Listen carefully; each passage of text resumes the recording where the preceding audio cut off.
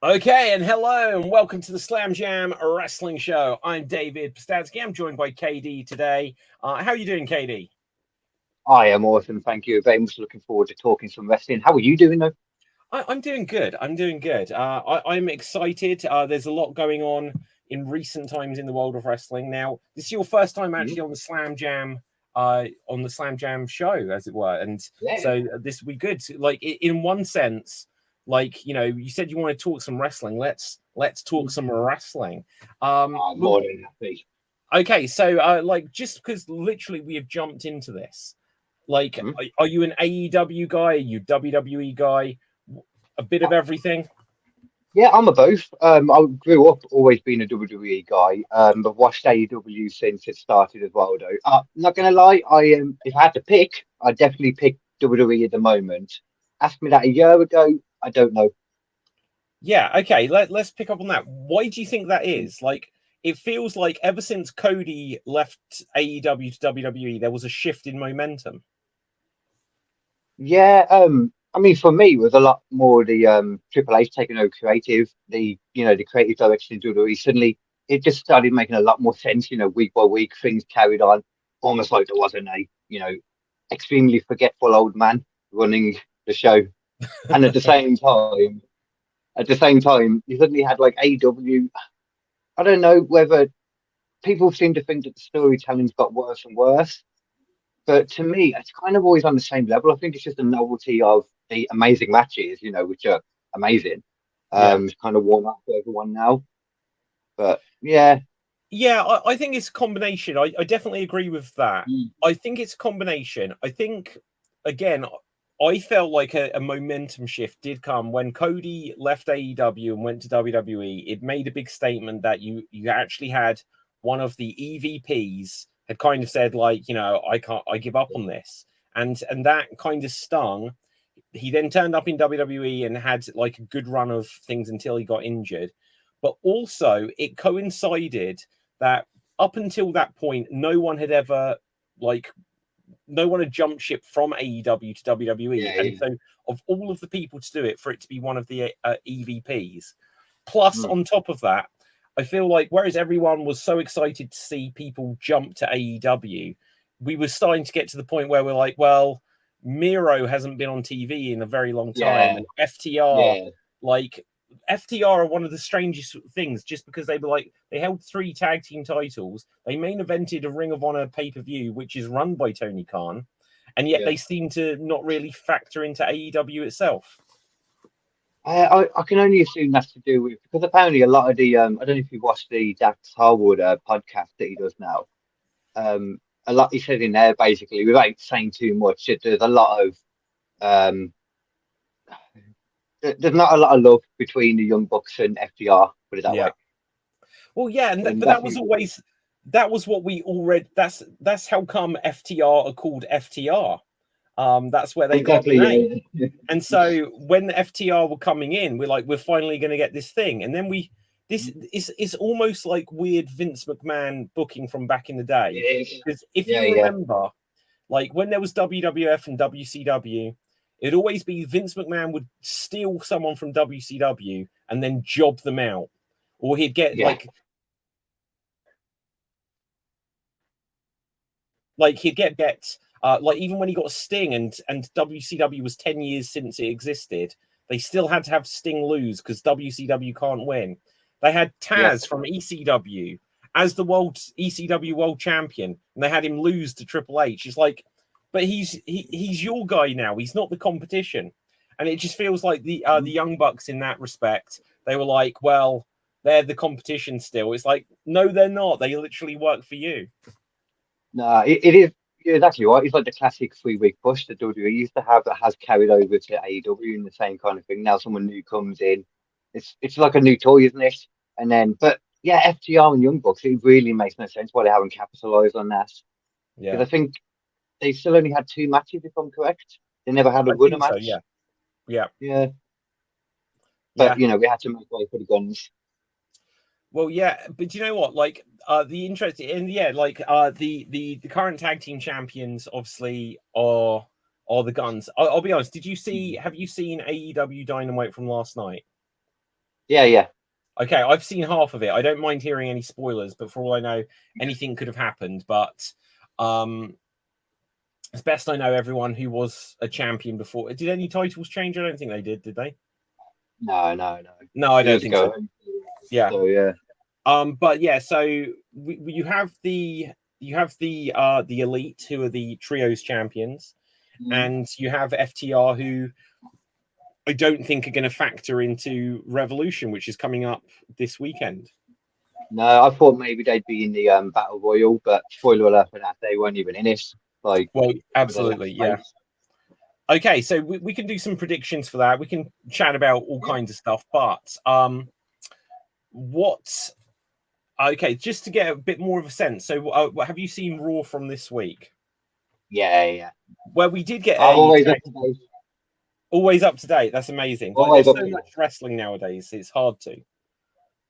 I'll rephrase it. Always up to date, just with AEW and WWE. If you only count Raw, SmackDown, and Dynamite. Raw, SmackDown, and Dynamite. So yeah, Rampage. I try sometimes, but it's very easy. It's missable, Yeah. It never really feels like it's like its own little world to the side. Same as Dark and that. Yeah. Oh, do you know what? I haven't seen Dark since like the beginning of the pandemic. Like, yeah. I think that's like the most missable thing, and like AEW have like a roster of like 500 people now, and there's some people that just exist on Dark. Yeah. I thought like Eddie Kingston and Ortiz, all their stuff's been on Dark. Yeah. They just never appeared up until yesterday. They were on Dynamite. I won't spoil it for you, but they just didn't do much. They disappeared.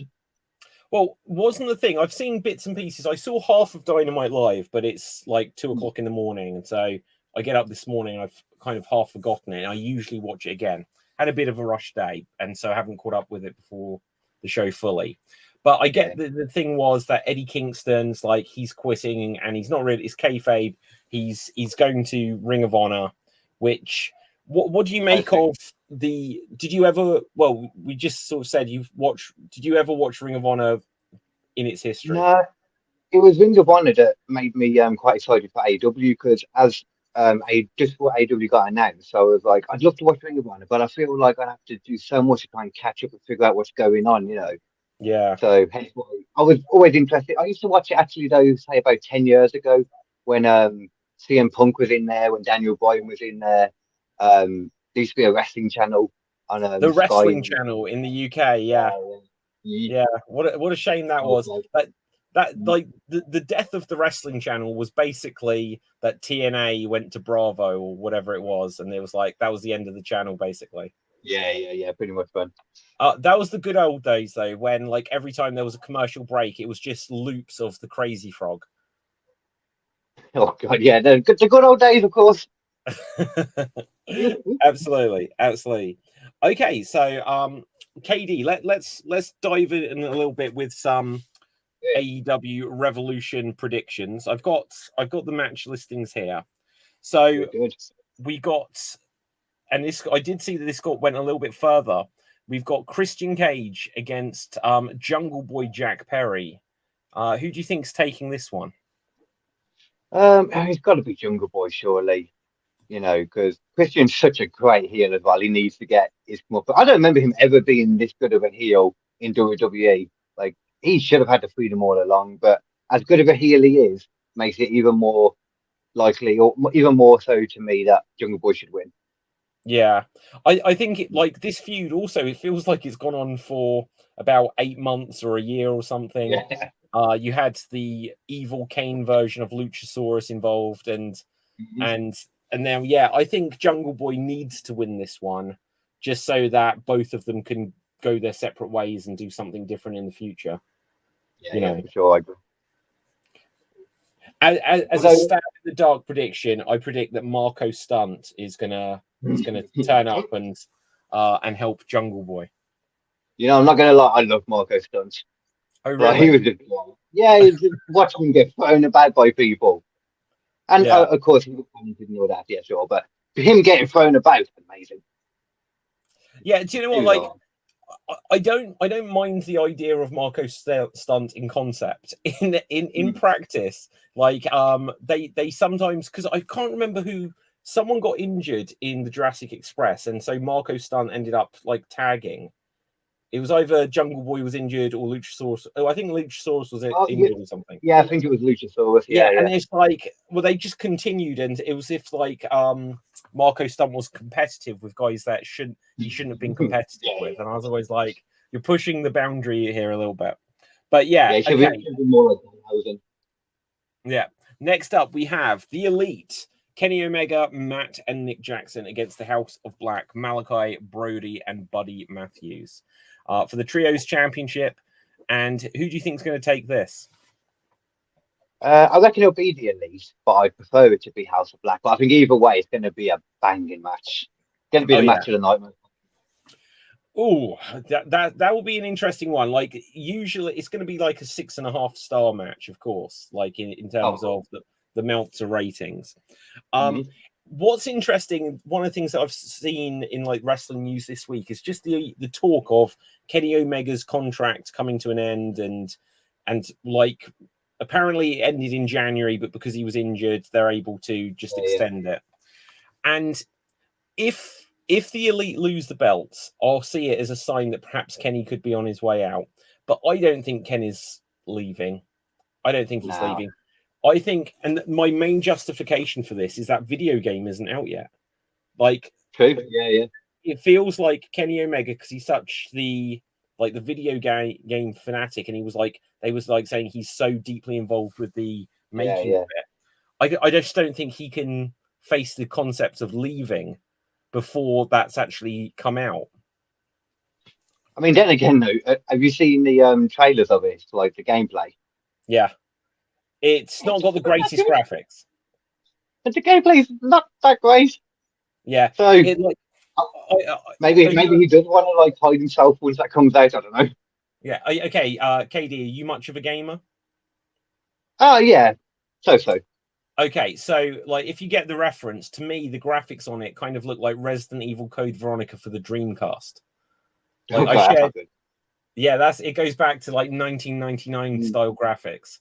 When I looked at it, and it was like I shared it on social media, like it showed Hangman Page and Bryan Danielson, and I was like, this looks like Hangman Page legitimately looked like Wesker from Resident Evil. I was like, they need to up these graphics. But okay, I think the Elite need to win and keep the belts, because they just had the series of like the best of 6 matches or the best of 7. So for them to lose them straight back to House of Black doesn't make sense to me. Next up, we have Ruby Soho, Saraya, and Jamie Hayter for the AEW Women's World Championship. You know what? I'm not going to lie. I would be fine with Saraya winning. I like how she is pivoted to this heel role now. I really like that. It's just smart to do, because the fans were going against that. I mean, God knows how they originally thought she was a face, But yeah, I think I prefer Saraya, but I'm not too bothered either way. Is the worst thing. I'm not a huge Jamie Hayter fan. Ruby Soho has been pretty inconsequential in there. I worry every time I see Paige wrestle, and the storyline's just not there with the women's wrestling at the moment in there. Yeah, absolutely. Like it had some hot moments last year. I remember like we were aiming towards Thunder Rosa and Britt Baker, there was like the dodgy thing where Thunder Rosa didn't win it when everyone thought she was going to win it, and then she did win it, and apparently she upset a lot of people backstage, and then she got injured, and then we had the whole debacle, which kind of, we had the men's world champion was CM Punk, and they were like, well, we're leaving the belt on him because CM Punk's finally the champion. And then they were like, but we've got an interim champion. And then we've like, oh, well, Thunder Rosa's injured. We better do an interim champion there. And then after a month or two, they were like, oh, no, she's stripped to the title. We don't care. And it's like, but then you're leaving the belt. It was just like, this was probably one of the things that last year, all of the plans for AEW, it's not Tony Khan's fault. People get injured. Wrestlers brawl backstage. Everything had to take took a big hit. I think Saraya needs to win. I don't think it benefits her. Like, in one sense, it would have been cool for her to win at Double or Nothing.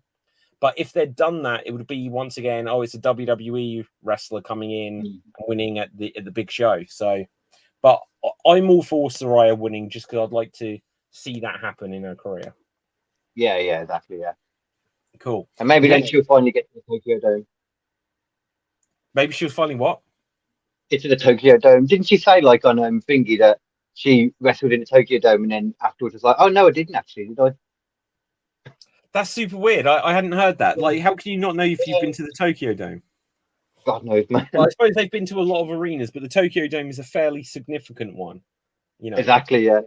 Okay. Next up, we have Jericho and Ricky Starks. I mean, it's got to be Ricky Starks, hasn't it? Surely. You'd think so. I think there is the small chance that Jericho may come up with some logic of, well, I need to win this just so that when Ricky Starks wins later, it means more. Yeah. So there is the chance they'll do that. If they're planning to keep that feud going until Double or Nothing, which I wouldn't say is a bad thing, I think it makes more sense for Jericho to take this win and then Starks to get it at Double or Nothing. I'm not going to lie though. 3 more months of this, I'm not here for that. Wow. Okay. So what we're in? Is it 3 more months? What we were at the beginning of March, April, two and a half. I see what you're saying. Yeah. Just they're quarterly, aren't they? Roughly, like they have like 4 a year in AEW, which I like. Yeah. But yeah, I mean, it could carry on in that case. I reckon it will probably like end maybe, like a month down the line at one of those random Dynamite shows they do. Yeah, absolutely. Maybe okay, what about Samoa Joe and Wardlow for the AEW TNT Championship? That TNT title has been passed about so much lately. Yeah. Well, also, it's the thing that there's been the TNT Championship and now there's the All Atlantic Championship. In the last couple of weeks, like as soon as the show started last night and Cassidy came out, I was like, this title feels like they're making it more meaningful than the TNT Championship now. Yeah. It does feel like a lower, like mid-card title to me, though, the All Atlantic, which is cool with the amount of people I've got. I'm fine with them having all these like extra champions now. I like the TNT title, but I would have. See, I like Samoa Joe as a champion, but I do think Wardlow's going to win because of all the cutting his hair with the dad stuff in there, So actual bit of storyline there with a reason for Wardlow to beat the bad guy, So it would make sense, but I don't know. Yeah. To be fair, with this one, it could go either way. I'm still going to lean on the idea that Joe's going to keep it. I think Joe will keep it a bit longer. And again, like this feels like almost the throwaway pay-per-view. It's their first pay-per-view of the year, which is again kind of crazy. And because it just feels like we're now into the 3rd month of the year, and it's like, oh, this is the first pay-per-view. But I feel like this is just going to lay the table for whatever they've got planned for Double or Nothing. So I'm placing my bets on Joe. Next up, we have a Texas Death Match. We have Adam Hangman Page and John Moxley. What's the bet that Moxley bleeds? I wouldn't be surprised if he comes to the ring bleeding somehow. That would be brilliant. And they just don't explain it. Yeah.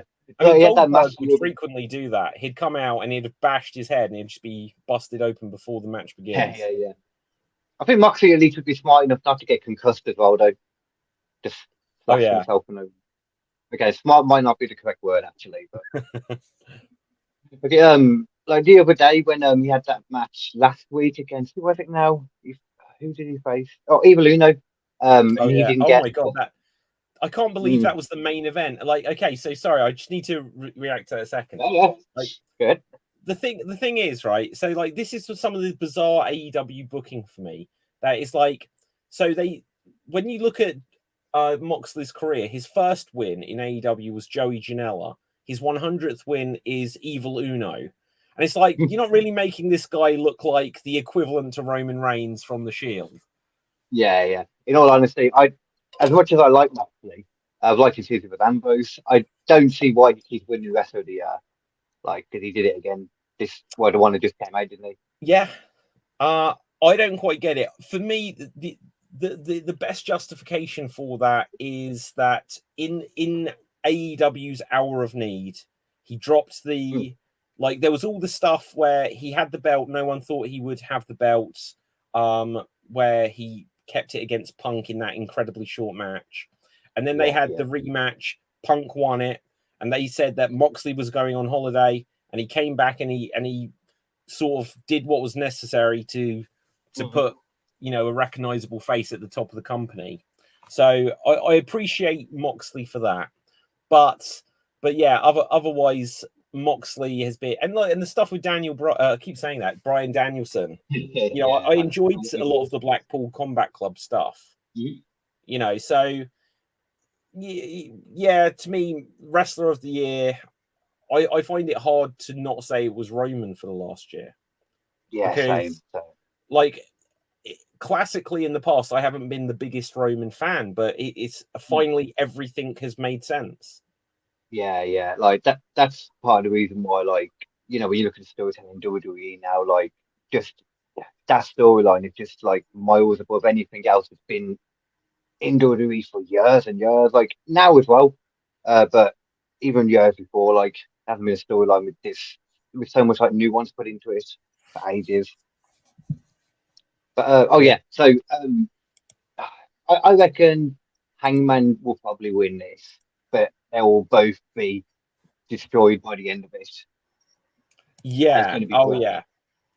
Yeah. The only interesting thing will be, will they, I suppose, lead to something going like there's the whole thing with like the Blackpool Combat Club all just going heel and stuff like this, Mm. or what comes next. And again, for AEW Revolution, I feel like this is just again laying the table. I feel that by the end of Revolution, we'll have a good sense of what Double or Nothing will be.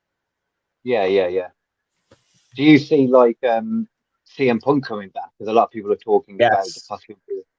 Really? Yes. Now, KD, I have had a lot of theories that I've said on this show over the last few months that I believe it's a work. I still believe it's a work. And one day Wow. either I'll make a long form video or I'll release a book about why I think it's all the work. And it'll be very illuminating to the evidence. Now, I might be completely wrong, but I just think it's a weird thing where, like, perhaps the most interesting story in wrestling from the last year happened completely off camera. And as soon as Mm. all the fans heard it, they were like, well, all of these wrestlers hate each other. It must be real life. It's like, wait, we're meant to believe that they hate each other on the screen. So Yeah, with yeah, CM yeah, Punk being like the mind that he is and everything, I feel like this is blurring the lines. He teased some of these things in interviews and at the media scrums and that about, I wanted to blur the lines a bit. It's like, well, nothing blurred the lines more than this. So yeah, yeah. I'd love to think that, but uh, yeah, I don't know. It's just because like it would be a very weird way to for Tony Khan to like uh, to push it afterwards, by just not talking about it, like Ariel Warning, not talking about it at all. okay, And well didn't let yeah, go on. I was going to say, didn't Okay, Axel Steele get fired as well? yeah, okay. So here's the thing. So this, I've made notes on this. I will make the video. Mm. I'll release the book. I'll do something with this at some point. But here's the theory: CM Punk was injured the day after winning the world title at Double or Nothing last year, Mm. and his foot was busted. He needed a ton of surgery on it. And so then it rolls forward, and it's like, well, we keep saying he's interim champion, and Punk turns around to Tony Khan and says, look, I can't come back full time because I'm not ready, but I can wrestle one match because you've planned all out to be in Chicago. And if I'm not there, then it's just going to be Yeah, like a bit of a yeah, damp whimper.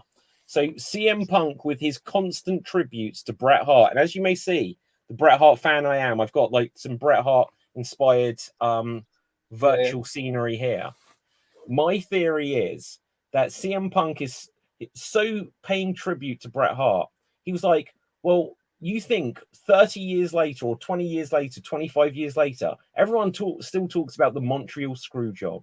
And the Montreal screw job was that there was something dodgy happened on the screen, but then most of it happened backstage. Did Brett punch Vince? Vince is the ultimate heel now because he feuded with Brett, so that made Vince who he was. And it's like you've got now Tony Khan can't be Vince McMahon and get in the ring, but you have the EVPs who literally are wrestlers, and it's like you can just lay the groundwork until Punk's return.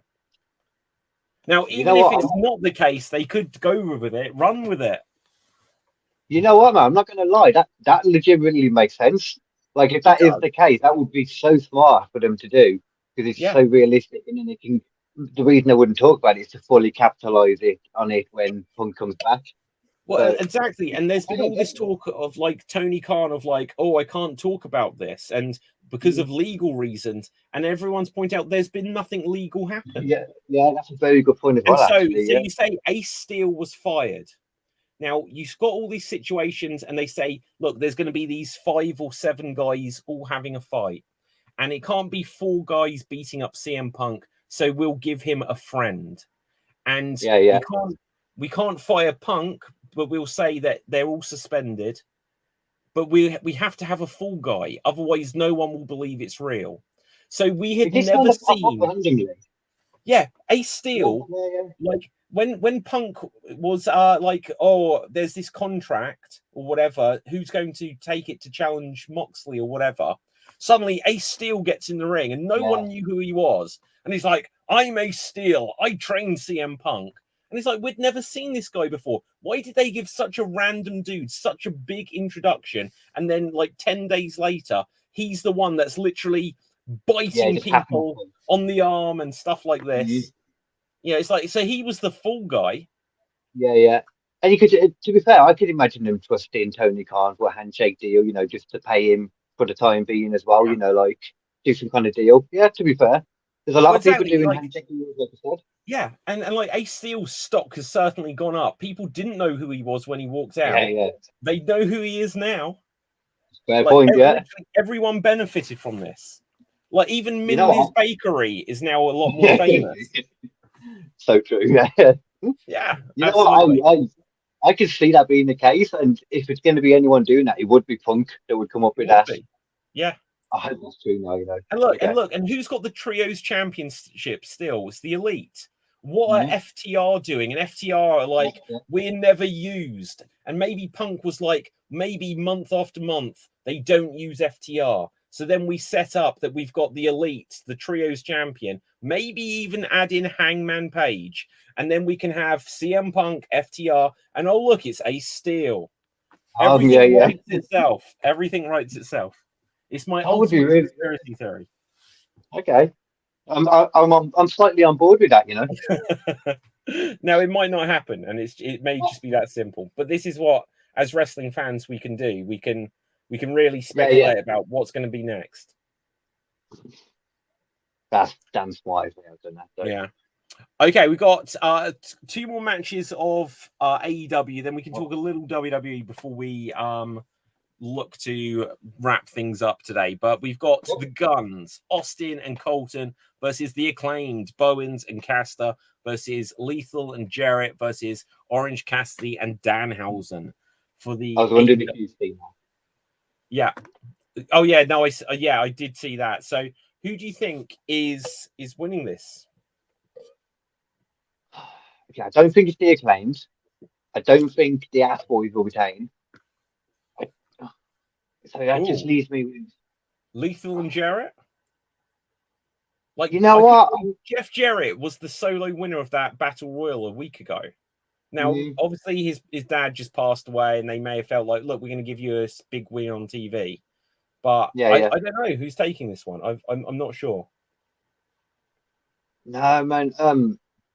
I would not, honestly, I would not be surprised if it's Cassidy and Danhausen. I really wouldn't be. Ooh, I think I might reckon that they're going to win, And I'm not saying they should. Yeah. But the only reason I don't think they will is because Cassidy's still got the All Atlantic Championship. Yeah. Right in the backpack. Yeah. I don't know And if I had how else is Danhausen going to get a title? well, true. I think if I had to put my money anywhere, I'm going to say the Guns retain because I still think the hot storyline will be the Acclaimed getting it back. Again, I think it's just lining things up for Double or Nothing. But then we have MJF and Bryan Danielson. And it's a 60-minute Iron Man match for the World Championship. So I suppose the question here is, one, who do you think will win? And two, what do you think the score will be by the end of the Iron Man match? I don't think it's going to be a high-scoring one. I think, I hope there's no overtime. I feel like 2-1 because of how long the matches in AEW go normally anyway. But I think MJF will retain. I wouldn't be surprised if it fully out wrestles Bryan Danielson. I didn't do it. That's the story they go with. Yeah. Do you know what? I have a sneaking suspicion. Look, and here's me going. I'm still in my Bret Hart way of thinking. What was if they go to a tie, an hour-long tie? You know, and in fact, we had. What was that Bryan Danielson match when he first joined AEW? Who did he go against? And it was a tie. Was it Omega? It was Omega. Ash. Omega, yeah. Okay, so maybe that's a bit done. I think MJF. If MJF loses this championship, I think it's going to be like this hasn't been a strong enough run as him as world champion. Yeah, like I fully think Bryan Danielson should be the champion. Like I've thought it before, and I think he definitely should be at some point. But to your point, I think it's too early in MJF's run right now. Take it off him. Yeah, I mean, the dude said something on TV, and he got people calling the police on him. That shows how much heat and how much believability there is to his character. Yeah, absolutely. So yeah, there we go. We have. Oh, hang on. This is weird. I've just checked out to see if there's any breaking headlines. It says Bryan Danielson wants his match to go on first at AEW Revolution because of his bedtime. That almost feels like it can't be a real story, but it is. I hope not. I wouldn't be totally against it going on early. Yeah. Oh my God. He says, in fact, we can do a screen share. I won't do a screen share for this. He says, I would love to convince Tony Khan to let us go on first, mostly because I go to bed really early. On Sunday, my wife couldn't believe this. I went to bed at 8:03 p.m. That is terrible. I could believe it from him, It seems like that kind of dude. Well, like, because the whole thing is he was like the vegan and the tree hugger and like his. I want him to win just so he has a wooden AEW championship, with the fallen oak and stuff like this, the Hessian sack strap. Okay, so that's stuff in the world of AEW. The world of WWE, we are still on the road, obviously, towards WrestleMania. What have you, I guess the big thing that's been in WWE for the last several months, obviously Roman, but in particular Sami Zayn. And what do you think of Sami Zayn, the bloodline, everything they've done there? And I guess should Sami find a way into the WrestleMania main event, which doesn't look like it's going to happen at this stage? No, in all honesty, I don't think he should. I mean, I love the storyline. I love Sami Zayn, love KO during it. More so since he's come back. I don't know why. It's just the last couple of times we've seen him, I've just really enjoyed his energy. But I'm so there for. I would love the Usos versus KO and Sami for the titles to headline night one. I would love that. Yeah. Do you know what? We said that a week or two ago on the show, saying about. Now, this year we only have one world title. Last year we obviously had KO and Steve Austin, and it doesn't look like they're going down any Legends route because there was the rumors that Austin had been offered a match with Roman or Brock or something like this, and that's obviously not happening. Well, you ain't got Legends. Hold on, Logan Paul is there. Well, do you know, okay, so here's the thing about Logan Paul is I know lots of people dislike him. I don't really know him as a social media guy, but in the ring, he's like the second coming of RVD. He's amazing. He's great. It makes absolutely no sense that this guy can do what he can do. He does a better buckshot lariat than Hangman Page. Yeah. He's very good. I like him just for the stuff he does in the ring. Like the other stuff, I mean, that's outside stuff and it's different. There's plenty of wrestlers that we probably shouldn't like that are in WWE and AEW right now. He's not the worst in regards to some of the people, Yeah. But yeah, no, like Logan Paul, like I thought after, I guess it was Crown Jewel last year, that we would end up with the Usos versus the Paul brothers. Now, obviously, they've not gone that route. We don't know if Jake Paul can wrestle. I don't know if you're a boxing fan. I did check out Jake Paul and Tommy Fury, where I joked to people that it was the brother of Logan Paul versus the brother of Drew McIntyre's karaoke buddy. Because if you saw Clash at the Castle, they ended the show with some karaoke. I was there live, and I was like, the reason they're doing this is so there isn't a riot because we're in the UK, and the UK just lost basically at home. So, and I mean, to be fair, like if you ever watch Tyson Fury, he does that every time anyway. Yeah. So it wasn't the craziest thing. It was funny that they forgot the words, or Drew did. That was nice. Yeah. Oh dear. But no, I was at that show and I was like, oh my god, if Drew loses, they act. It doesn't matter about a sign. Like if Drew, or if Roman wins, we riot. We're in the UK and they will riot. So we will actually do that. A bit of bad karaoke. Everyone, half the audience laughed, the other half were disgusted, but they all they lost the oomph to riot in them. So exactly. They were entertained. They were sports entertained. How did you feel about what was I going to say? Oh yeah, sorry. Did you manage to get any tickets for Money in the Bank? Did you want to go? I didn't. I'm so annoyed about this. Like, literally, I know that someone now on O2 priority, and I have an O2 phone, and I didn't know this until like the day, like the tickets went on sale like last Friday or something. I read about it on Saturday night, and I was like, damn, I missed this completely. So it was later on Friday for me. The first thing I saw of it was like Money in the Bank tickets sold out in seconds or something. Yeah. So I know somebody that tried to get them and they went in and there was like a queue of 8,000 people ahead of them or something. Well, this was the thing with Clash of the Castle last year, and obviously it's a much bigger arena, and it was coming up saying like tickets were like £2,000, and I was like, well, I'm not doing that.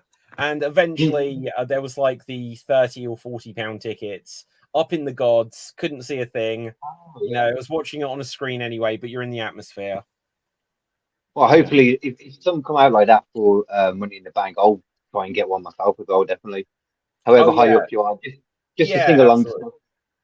The sing along stuff. Do you know what? I went to last year in October, I went to Royal Quest 2, the New Japan Pro Wrestling show. So in fact, it's where I got this. And when I was at the show, I was like, this is literally just a sing along. Like everyone was, and I'm not the biggest. I followed New Japan enough, but I didn't get all of the references. But everyone there was like the die-hardest New Japan fans, and it was just a complete sing along. I can't watch like the Japanese wrestling most of the time. They just don't care about each other's necks. It's hard for me to watch. They don't what? They don't care about each other's necks. They just drop each other on their heads. Yeah. Any Japanese wrestling I've watched anyway, that happens a lot. Strong style, as they say. Yeah. Okay, so we're still a ways away from WrestleMania to do full predictions, but just in terms of quick predictions, who do you think is leaving? Like, obviously, you said about. So we kind of got like diversity here. You had said about the tag titles main eventing night one, and I kind of agree that if, like I said this a couple of weeks ago as well, if AEW have never had, even though they said about it's going to be about tag team wrestlings and started by the Young Bucks and all that, they've never had a tag team championship match in AEW. Ring of Honor did. They've never had a AEW tag team championship match main event pay-per-view. WWE have the opportunity here. I think this is their best opportunity. Give KO and Sammy a WrestleMania main event night one versus the Usos. I think that's the hot match. I do agree. Yeah. I mean, to be fair, I'm not going to lie. One of the matches I am most looking forward to. Actually, I'll say that in a minute. Actually, you wanted a prediction for the Well, Usos? no, go for it now if you want. We could like. Okay. Yeah. It's just because it's going to be funny to watch. Omos versus Lesnar. I am there for that. Oh no! Oh I no, am dude. here for All that. right, I am not Sometimes you just want to here watch for the that one. world burn. Right, that's I can't. I think Brock just won. Like I read this week or last day or two that apparently Brock was offered Bray Wyatt, Yeah, and yeah. I'm not on board with Bray Wyatt. Like I was like, okay, we'll give him a chance that he's coming back. Now this comes up frequently on this show. I couldn't get on board with the Firefly Funhouse match against John Cena. Oh wow. Yeah, that like I know some people love it.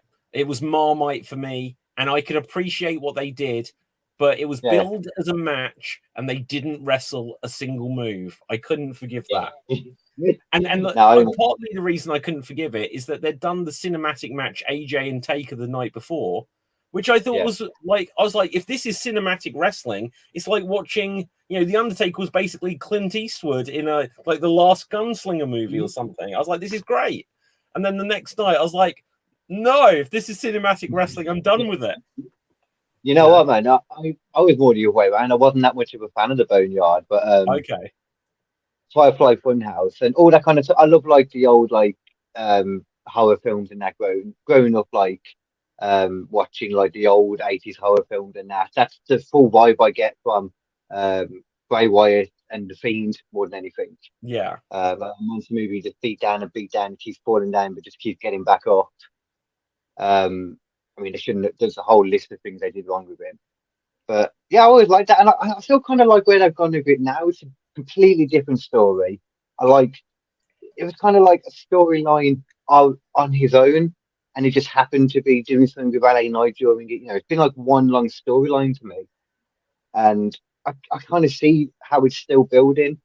I'm confused exactly where it's going now, and I'm not sure how I feel about Uncle Howdy. In all honesty, Well, Uncle Howdy seems to like he jumped, he missed his target with LA Knight, he fizzled out, yeah, and now maybe Vince is back and he's booking things, but like Bobby Lashley, who we could have had Brock and Bobby just to have like that one more match at Mania. We all knew what the match was going to be, but instead we got Bobby Lashley against Bray coming up, and I feel so sorry for random. Lashley. I'm a big Bobby Lashley fan. Years and years ago, when he was first in WWE, I was like, this guy is going to be great. And it kind of went wrong. And I kind of like a redemption story. So when eventually he came back, they ended up doing the whole him and Lana thing, which I was like, oh, well, this isn't going to be good. But then everything with the Hurt Business. And then Max Caster being his sister, remember? Max Caster being. Do you remember when Sami Zayn had the three sisters of Bobby Lashley? And one of Three them was guys. Max Caster. One of them was Max Caster, yeah. Oh my God. I need to look this up. I did not realize that. That's incredible. Yeah. Wow, I do need to look that up. That's amazing. But yeah, so yeah, we've got Omos and Brock. I think Brock just wants to have his Hogan slamming Andre moment, and that's what it will be. Yeah, and it was definitely a Vince McMahon call, this one. Like, which I'm okay with. I don't mind him having a couple of matches to throw on to WrestleMania. That's fine with me. Like, I'm assuming Bray and Bobby was exactly the same as well. Yeah, quite possibly. But okay, so the big question on the prediction, just before we wrap things up here, is Roman and Cody. I would like to see Roman keep it for 7 years. I think no one is ever going to do it if they don't do it now. This is their one opportunity. We're 2 years in. It's only another 5 to go. Let's not start from scratch again with someone else. Yeah. I wouldn't be. I'd be happy either way. It's one of those lovely matches where I would be legitimately happy either way. The only thing that bothers me about Roman is though, since he won the 2 titles, is you should have, when you won the 2 titles on both shows, surely you should then appear on both shows, and he's just never on Raw. And I'm worried though Cody will take them both and only be on Raw. which is the other thing I'm worried about, though. But I think I there's more chance. I think they need to find a way. Roman had the Universal Championship first. They need to find a way to separate them. They literally did have the Usos defend just the SmackDown belts and not the Raw belts a couple of weeks ago. They need to have something where what they should do, and it would be really cheap if they did it, but what they should do is Cody should win the title at WrestleMania, and he stands there with both belts and all this kind of thing. And he comes out on Raw to celebrate, and then out comes Paul Heyman, who says that somehow he's pulled a fast one, and that in the contract it just says for the World Heavyweight Championship. So I'm going to take this one back. You know, something like that. Just do it. Now the belts are separate. Or even if they're trying to put like Cody across as if, you know, really caring thing, you know, like he's another John Cena, you know, he cares about the business and stuff. He's a businessman too. I wouldn't be shocked if he forfeited one of the titles so that there could be for the fans, you know, that I want to give the fans, make sure there's a champion on each night, on each brand. Well, yeah, and maybe. Be there for both. I just don't know who would actually do that when it came to it. Because if you remember when Rob Van Dam won the title, they'd hyped up that when Rob Van Dam defeats John Cena and he's going to rechristen this the ECW Championship, and he came out, he's like, well, here I am with the ECW Championship, and this one spins, so I'm going to keep this too. It's like, yeah, everyone will do it. Everyone's going to be like magnanimous and say, well, let's share until you've got it, and then you want to keep it. That's my view.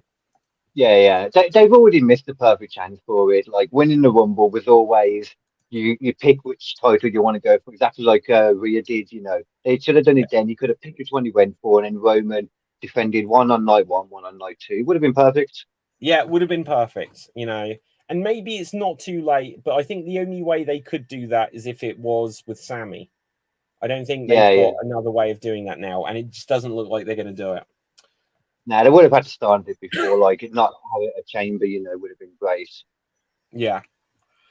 Okay, well, look, I will have a quick check to see if there's any late breaking news, but if not, we will wrap this show for today. It's been awesome having you on, KD. You clearly know your stuff. It's good. If you'd like to be on again, it would be awesome to have you back. I would love to. Yeah, great. We do this pretty much every week, as long as I'm not having a car issue like I've had today, which it was a little bit of a late rush, but I still made it in the end. But awesome. No, it doesn't look like there's anything. One of the traditions that we do have on the show is an hour after the show has ended, there's like usually some late breaking news. Like when we've done the show in the past, like an hour later, it'll be like, oh, Vince has retired, or you know, or like Tony has bought Ring of Honor or something like this. It comes out an hour after the show. But with this, KD, do you want to tell the audience where the people can find you? KD Comedy Inc. on Facebook, Spotify, and all the podcast channels. You can get KD Comedy Inc. podcasts. YouTube, which is KD Comedy Inc. Next Thursday, I'll be at the Hollybush too, if anyone's around the Cradley Heath, Birmingham way. And other than that, every Friday, every Friday I record Wrestling with Egos with some American dudes talking about wrestling. But not gonna lie, not too sure when that comes out in the week. Okay, so perfect stuff. Now, on a similar note, so this is we're live, so this is when this come out, and today is like recently we've introduced the Slam Jam Wrestling Shows has its own dedicated YouTube channel, and tonight we've gone out live just on the Slam Jam channel. But this video will also find its way to the Extreme Improv Extremes YouTube channel, either at youtube.com/Extreme Improv, or if you're watching this live right now, or if you're not, head over to youtube.com/@Slam Wrestling Show and smash that subscribe button. And also, you'll be able to hear the audio version of it. Again, that will probably come out tonight or tomorrow, so look out for that. Throat completely went dry there. But with this, until next time, stay safe, stay extreme. Ciao for now. And boom, we are off the air. Bye-bye.